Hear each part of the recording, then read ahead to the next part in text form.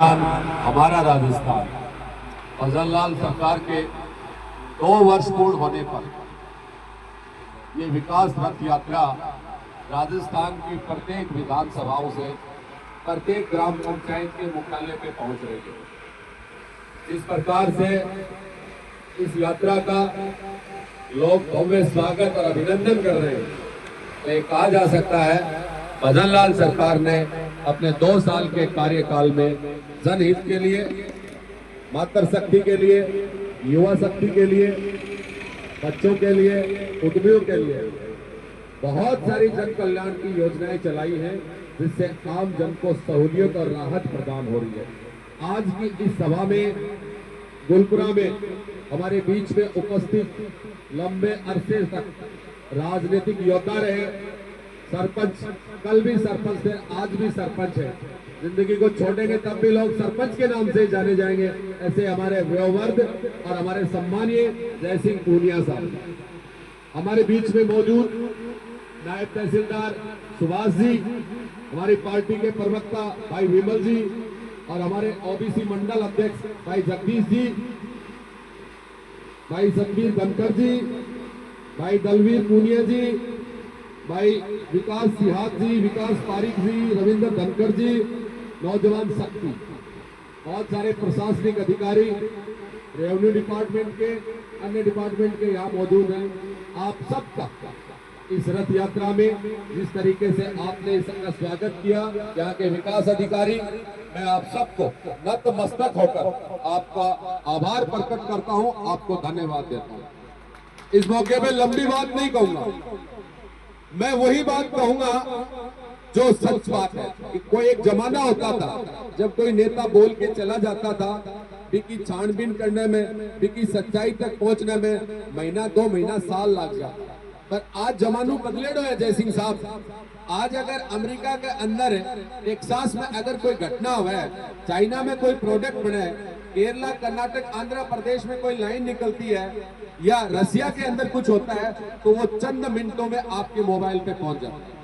आज आदमी झूठ नहीं बोल सकता, और आदत से अगर कोई लाचार है तो वो तो की कह दे। लेकिन मैं इतना कह सकता हूं कि भजन लाल सरकार बनने के बाद में राजस्थान के 76,18,000 किसानों के खाते में 9,000 रुपए प्रति वर्ष आते हैं या नहीं आते हैं? आवे ने, अब बात साची है ने, पहले 6 आता, अब 9 आवे, 3,000 रुपए को फायदा है। भजन लाल सरकार बनने के बाद में 92,000 नई भर्तियों में हमारे नौजवानों को नियुक्ति मिल चुकी है। एक टाइम हो तो अपनी बेटी, अपनी भाई, अपनो पारिवारिक सदस्य एग्जाम दे के आतो, घर आके कहतो कि पापा जगदीश जी ने कहता कि ई बार मेरो पेपर बहुत अच्छा हुआ, रीत को ई बार मेरो पटवारी को पेपर बहुत अच्छा हुआ है, लाइब्रेरियन को पेपर बहुत अच्छा हुआ है, जेई को पेपर बहुत अच्छा हुआ है, ई बार मेरो पापा पक्को सिलेक्शन हो जाएगा। लेकिन दूसरे दिन अखबार में आती पेपर चोरी, पेपर रद्द। इनके अलावा भी कोई भी घटना मेरे को याद है कि लड़के को सिलेक्शन हो जाए तो लड़की को सिलेक्शन हो जाते, और सम्मानीय धनखड़ साहब जिसे आप बिचौला बढ़ के रिश्तों करवा देता, 6 महीना बाद वह परीक्षा रिश्ता टूट जाता काबरा का, जाना माना जय सिंह जैसा सामाजिक आदमियां का भी बट्टा हो जाता। तो इसलिए मैं कह रहा हूं, एक भी पेपर 2 साल में लीक को नहीं हुआ, एक पेपर को नहीं हो, एक परीक्षा में कोई धांधली को नहीं हुई। ये वास्ते है क्योंकि भजन लाल जी की रगड़ाई पूरी हो रही है। मैंने बे दिन भी याद है कि बसंतानंद जी का आश्रम होता है हमारे जयपुर में, भजन लाल जी वहां रहते थे पास में, और उनके जब भंडारा लगता था, मैं भी बसंतानंद जी के शिष्य रहा हूं और वो भी शिष्य रहे, साथ बैठना, साथ।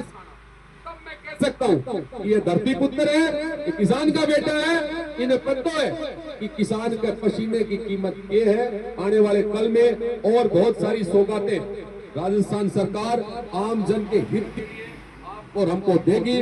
आपने हमारो मान सम्मान रखो, यात्रा को स्वागत करो, बार बार धन्यवाद। गुलपुरा बहुत अजय गांव रहा है, वकीलों का गांव रहा है, कानूनविदों का गांव रहा है। यहाँ की राजनीति राजगढ़ को हिला देती है। सिंह साहब मेरे कहने से आए और इसका हिस्सा बने, मैं पुनः आपका आभार प्रकट करता हूं। बहुत बहुत धन्यवाद। बोलिए भजनलाल, आप बोलेंगे जय भजनलाल।